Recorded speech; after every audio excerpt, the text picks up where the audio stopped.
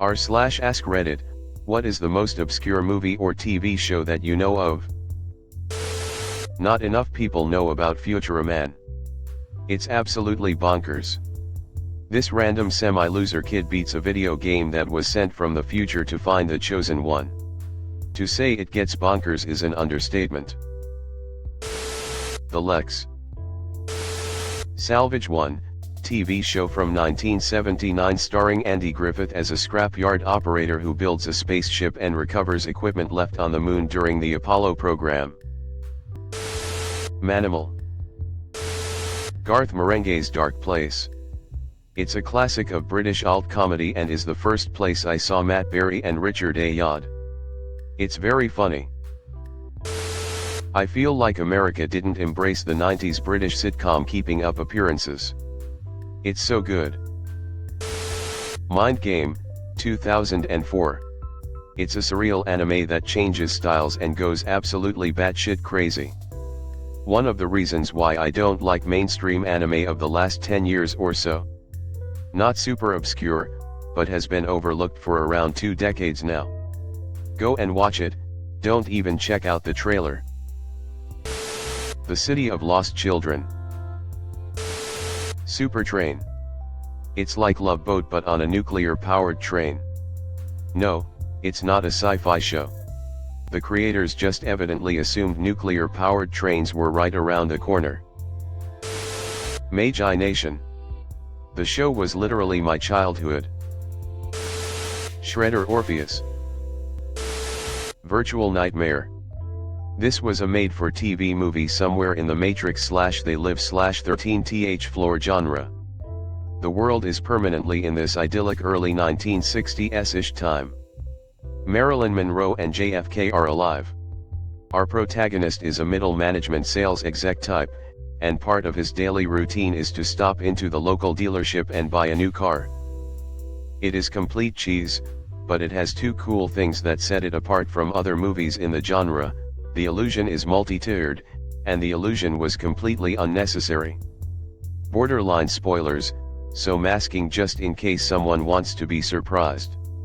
It's worth a watch if you ever come across it. Class of '96. Came out in '92, was about a fictional New England college and, in theory, follow a group of young adults for 4 years. Lasted 1 season. Obligatory mention of 1999's Time of Your Life. The Party of 5 spin-off that nobody seems to remember. Ghost Dog. The Detectorists. There was TV movie called Special Bulletin, that was done in the form of a breaking newscast about a terrorist situation involving a nuclear bomb on a tugboat in Charleston Harbor. At one point in the movie, the bomb goes off, killing thousands. I remember being pretty freaked out about it because I was a bit young at the time. Look for a movie from the 60s with James Cagney called 1,2,3. About soft drink sales in post-war Eastern Europe. Quite funny. He was a quiet man. Not many have experienced Wayward Pines. Hell of a show.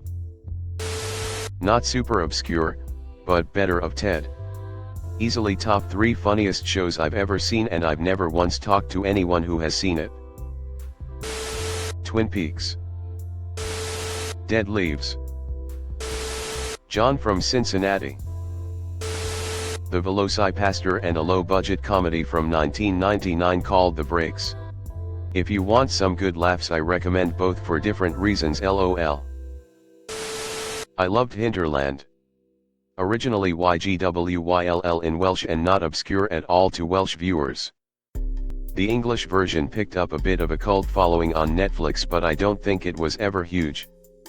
Dark crime drama. All shot in the gorgeous countryside in mid-Wales, but done mostly in the winter and made to look super eerie. Towns that I know to be amazing places like Aberystwyth and Borth look scary AF in the series. They really did a great job with it. The Wombles of Wilmington. Captain Nice. Captain Zep, Space Detective. Even when it was on UK Kids TV in 1983, My school friends reckoned I was making it up. The Others, 2000. The Marshmallow Times. Captain Simeon and the Space Monkeys. These are the tales of the Skeleton Warriors. Darkest Soul, Evil's Courier, join me as my skeleton warrior. The Man from Earth, Psycho Gorman, and Turbo Kid.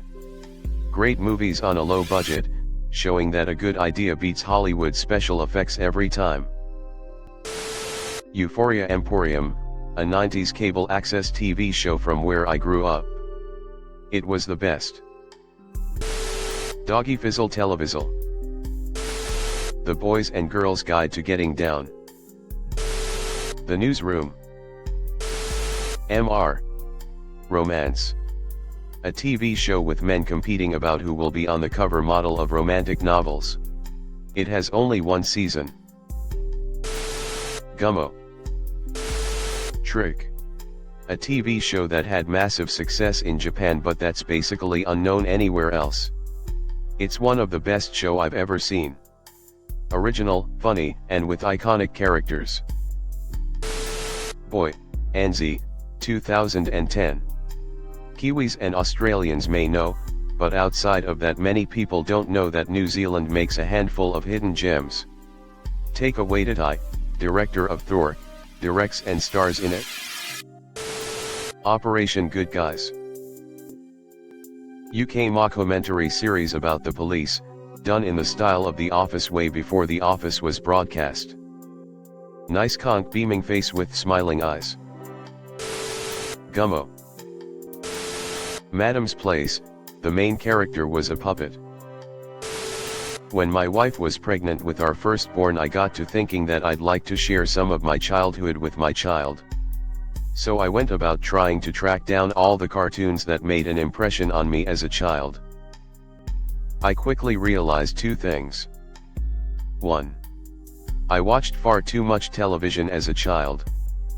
And 1. The shows that made the greatest impact on me as a child were all painfully obscure. Here's a brief list.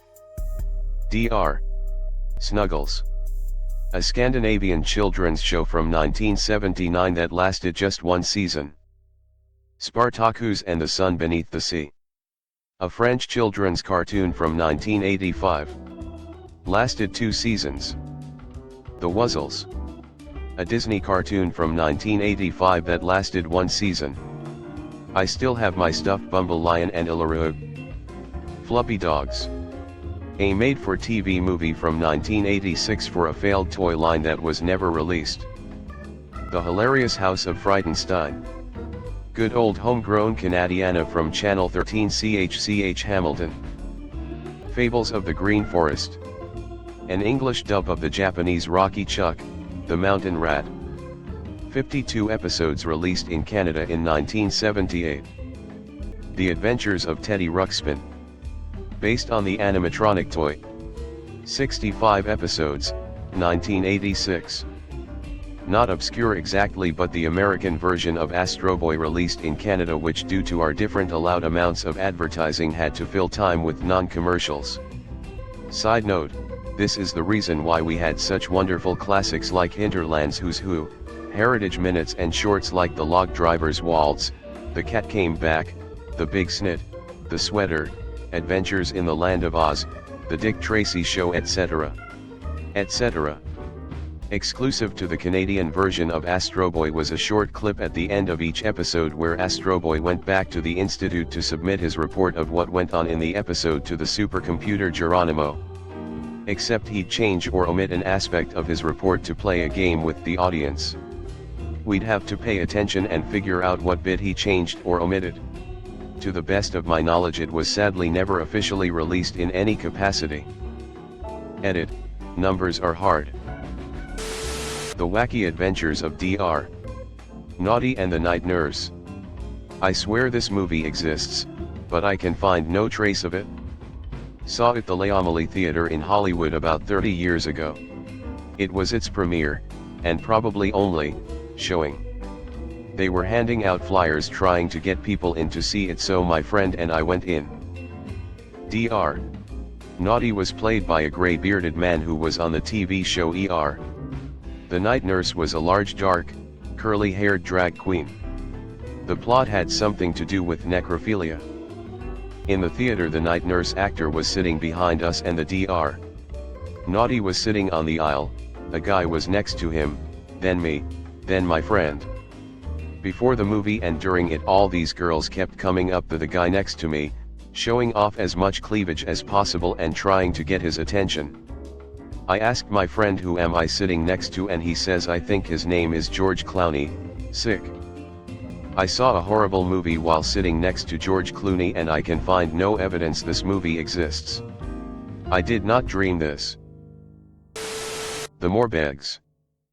It was an Irish kids show about two fairy-like creatures who came from the underworld and lived in a wizard's castle in Ireland as they tried to understand the modern human world.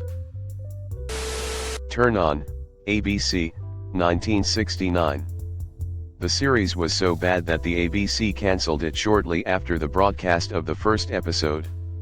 Some local stations yanked it off the air after only 15 minutes.